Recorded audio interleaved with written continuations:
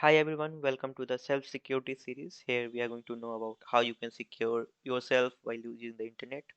So today we have a website, we have a browser extension which is called VirusTotal. Most of you heard about VirusTotal, which is a website from where you can scan your file URL and you can search the parameters or the link, whatever you have, to find out is it malicious or not. So today we have a browser extension which is from the VirusTotal itself.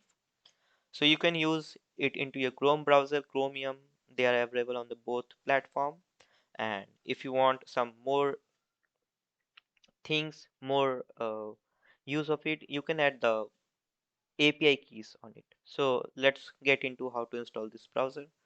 Just go to VTF browser extension on your web Chrome store and add to Chrome. Click here and it will be get added onto your Chrome browser. Now let's wait. It's installing and now it's done. So I'm pinging this thing. So here you can find out the virus total for browser has been installed. So here you can customize it according to whatever you want. So first, whenever you are going to download anything, it will scan your download with the virus total. If you don't want to scan document, just click here. I want to scan. If you want to show send to virus total prompt when downloading files, it will show you and all. There's a lot of things.